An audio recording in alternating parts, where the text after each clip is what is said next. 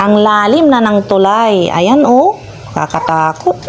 Ayan, pinuntahan namin yung mga aso na inabandona ng may-ari. Pinuntahan namin ng anak ko para mapakain. Oh, yan oh, bahang-baha na sa daan. Baka kasi malunod yung mga aso.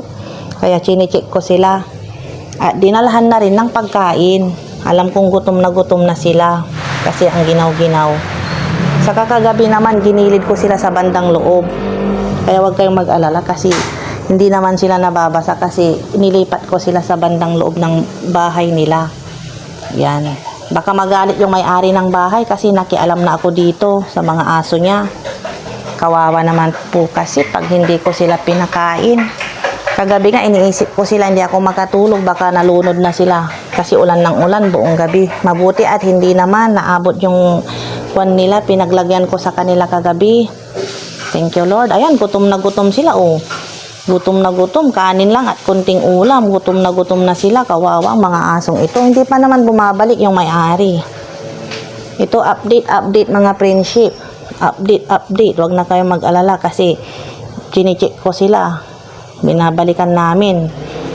Tapos maghahanap ako ng pwedeng tumulong para ipakuha sila. Kasi kinausap ko yung isang kakilala ko na baka pwedeng doon muna yung mga aso kasi malapit dito sa kanila yung bahay nila. Doon kasi sa amin malayo sa kadadaan pa kami sa ilog. Napakalalim na nung ilog. Saka hindi ko rin kakayanin pag ako lang. Saka ang kasama ko lang naman itong anak kong isa lang naman kasama ko tong anak ko.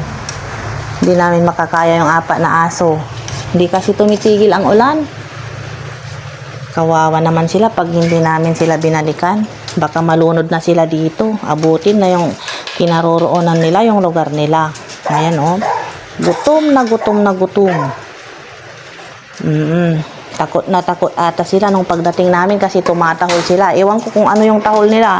Baka natutuwa sila kasi may dumating na magpapakain.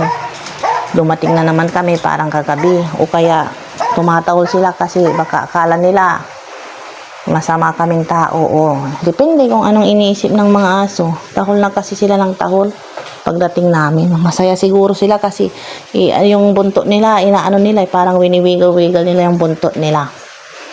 Tuwang-tuwa sila. Ayaw tumigil ng ulan. Ang taas-taas na ng tubig dito sa dinadaanan naming ilog. Nakakatakot na. Baka hindi na kami makadaan. Kaya kakausapin ko yung kakilala ko na ililipat namin sila mamaya kasi baka hanggang bukas lunod na tong mga aso. Kawawa naman, 4. Di pa naman bumabalik yung pang-5 aso. Yung di ba 5 sila sabi ng mga bata kaso 4 na lang. Hala, sana hindi naman siya pinuha na baka pinang-ulam lang. Tignan nyo mga friendship, nakakatakot tong dadaanan namin, tong mga dinaanan namin kanina.